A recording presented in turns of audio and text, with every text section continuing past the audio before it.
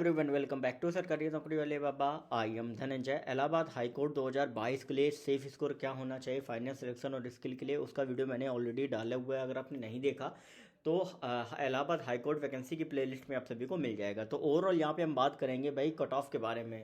तो यहाँ पर ये जो आप देख रहे हो फाइनल कट ऑफ है, लेकिन उसके पहले कुछ पॉइंट्स मैं बता देता हूँ। अगर आप नए हो चैनल पे, अगर आप फर्स्ट टाइम अगर आप इलाहाबाद हाई कोर्ट का एग्जाम देने जा रहे हो, तो सबसे पहली चीज़ कि यहाँ पर स्टेज 1 में आपकी कोई भी कट ऑफ नहीं ओपन होती है, सीधा आपकी फाइनल कट ऑफ ओपन होती है। स्टेज 1 में सिर्फ कैंडिडेट्स की लिस्ट आती है और उसके बाद फिर स्किल में आप सभी पेयर होते हैं और उसके बाद फिर फाइनल मेरिट जो बनती है उसी की कट ऑफ आप सभी को दी गई है।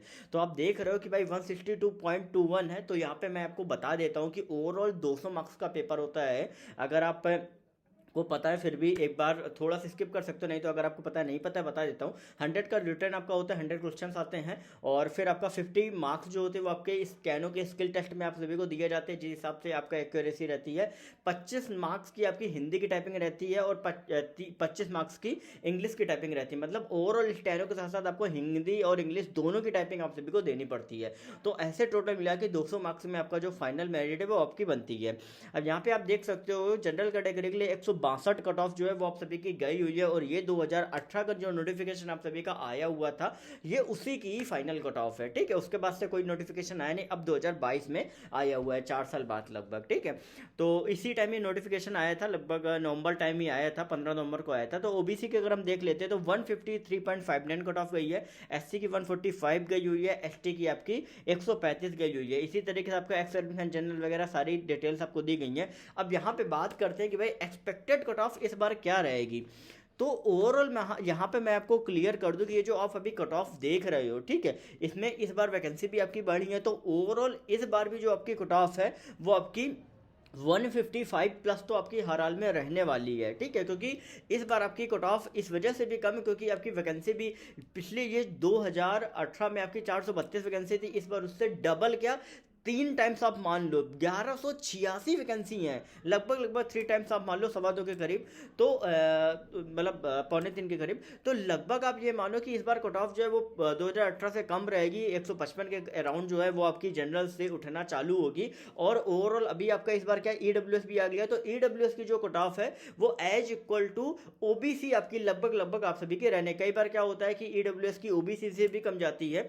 ठीक है, ये डिपेंड करता है कि भाई कितने कैंडिडेट्स ईडब्ल्यूएस कैटेगरी में जो अपने मार्क्स है वो स्कोर करते हैं। ठीक है, तो ये मैंने आपको कट ऑफ ओवरऑल बता दिया कि भाई इतने आपको सेफ स्कोर आपको फाइनल सिलेक्शन के लिए रखना ही रखना है। साथ ही उस वीडियो में भी मैंने आपको बताया था कि भाई आपको स्टेज फर्स्ट के लिए आपको कितना स्कोर रखना चाहिए अलग अलग कैटेगरी में, जिससे आप फाइनल कट ऑफ में आपका जो नाम है वो आपका आ जाए। ठीक है, क्योंकि टाइपिंग और आपके स्किल में बहुत से कम ऐसे कैंडिडेट्स हैं जो मार्क्स से मतलब बहुत कम लाते हैं, लेकिन बाकी सभी स्टूडेंट जो होते हैं जिनके उसमें 100 में कम से कम आपके 95 92 तो आपके आ ही जाते हैं। ठीक है, तो आपको रिटर्न में ज़्यादा अच्छा करना होगा। रिटर्न में मैंने आपको बताया था जनरल कैटेगरी अगर 70 भी स्कोर कर लेता है तो आप देख सकते हो कि अगर 92 भी अगर आप स्कोर कर लेते हो तो 162 आप इजीली पालोगे। और मैंने आपको बताया 155 इस बार का सेफ एक जो एक्सपेक्टेड कट ऑफ है वो आप सभी की जनरल कैटेगरी की रहने वाली है और इसके बाद जो है ओबीसी वगैरह की आप सभी की रहेगी। ठीक है, तो जनरल वाले ध्यान रखें 155 के ऊपर लाना है। अगर आप ओबीसी से बिलोंग करते हो